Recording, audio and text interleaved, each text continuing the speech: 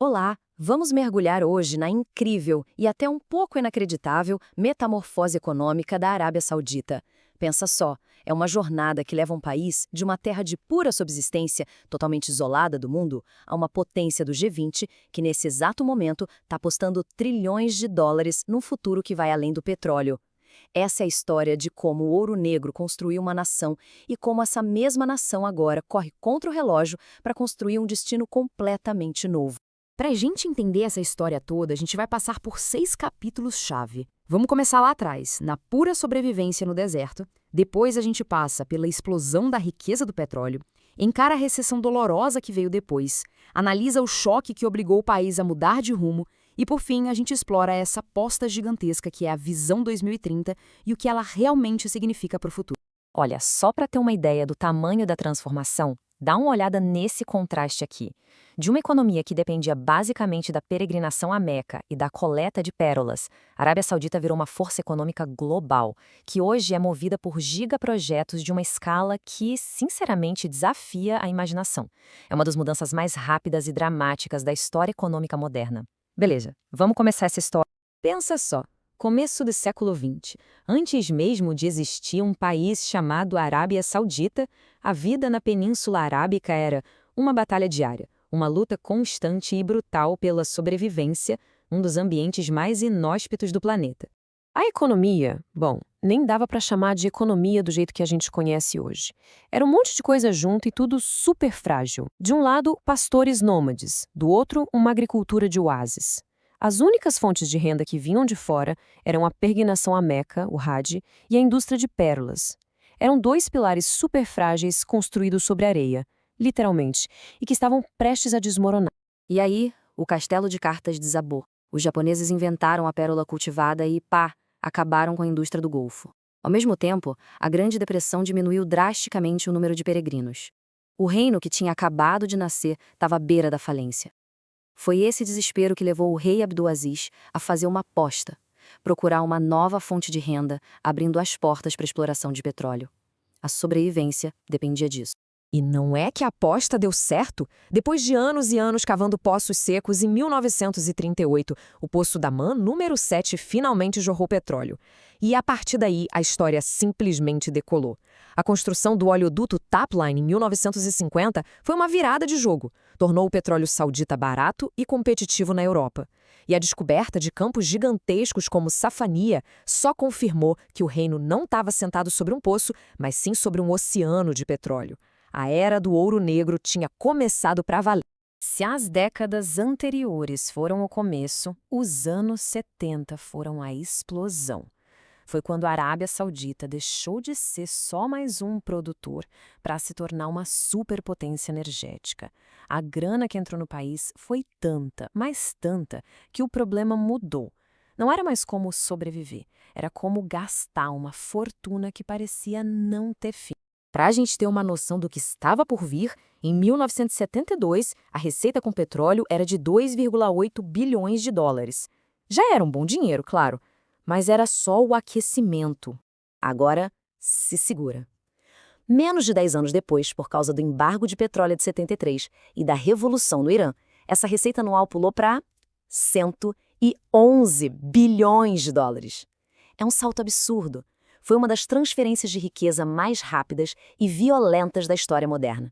O reino, de uma hora para outra, tinha um cheque em branco para construir uma nação. E eles não perderam tempo. Com os chamados planos quinquenais, eles pegaram essa dinheirama toda e começaram a construir do zero. Portos, estradas, redes de energia, usinas para tirar o sal da água, tudo em uma escala gigantesca. Foi aí que nasceu o Estado rentista saudita, uma economia onde a riqueza brota do chão, não vem de impostos ou da produção. E a vida das pessoas mudou radicalmente, com a renda per capita real mais do que dobrando. E aqui tem uma sacada genial. A primeira tentativa séria de não depender só de vender petróleo cru. Eles criaram do nada as cidades industriais de Jubail e Ambo. A ideia foi brilhante, pegar o gás natural que antes eles simplesmente queimavam e jogavam fora e usar ele como matéria-prima para criar uma indústria petroquímica gigante, com a SABIC no comando.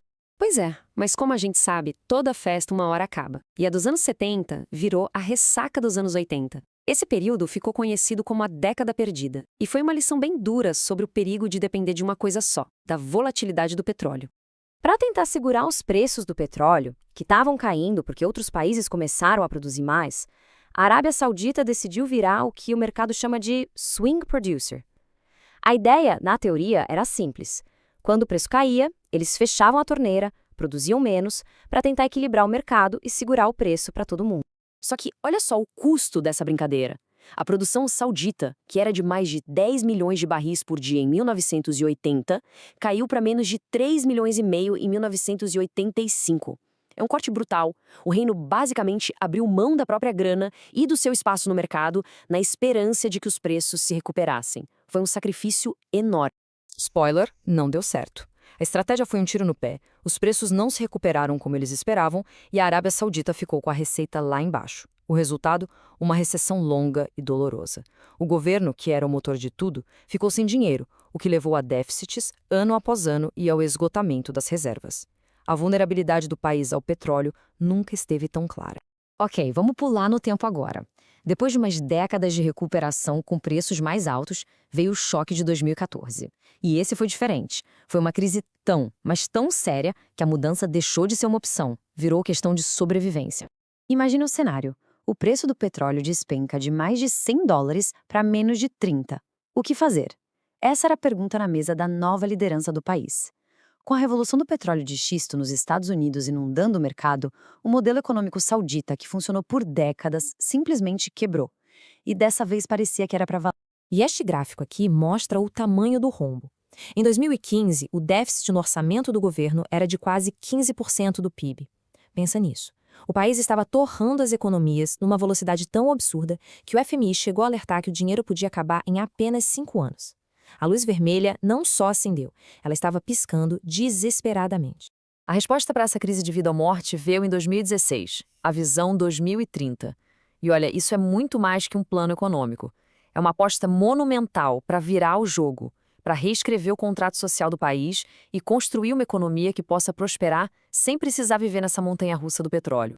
E a ferramenta principal para fazer isso acontecer é o Fundo de Investimento Público, o PIF. Ele era um fundo meio adormecido que foi transformado no motor da mudança. Olha só esse crescimento explosivo dos ativos, de uns $150 bilhões em 2015 para quase 1 trilhão em 2025. É esse fundo que está bancando os gigaprojetos e basicamente inventando novas indústrias do zero. Mas a mudança não é só no dinheiro, é nas pessoas.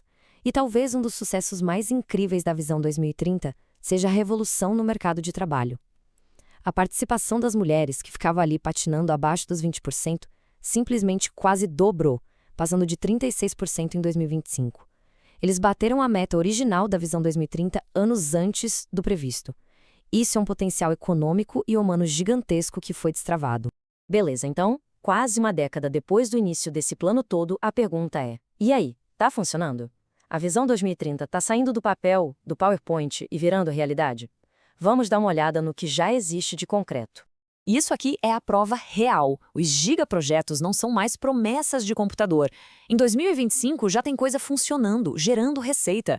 A ilha de luxo Sindala, lá em Neom, já foi inaugurada. 16 hotéis super luxuosos no projeto do Mar Vermelho já estão recebendo hóspedes. O parque temático gigante da Six Flags em Qiddiya também. A coisa está acontecendo, dá para ver, dá para tocar. O que nos leva à grande questão. A história da Arábia Saudita sempre foi sobre se adaptar, né? De uma economia de pura sobrevivência para um gigante da energia. Agora o desafio é o maior de todos: se livrar da dependência daquela mesma coisa que a tornou tão rica. Os dados mostram um progresso real, impressionante, mas a maratona está longe de acabar. A pergunta de $1 trilhão é se essa aposta gigantesca vai mesmo conseguir construir uma economia diversificada e sustentável antes que o tempo da era de petróleo se esgote.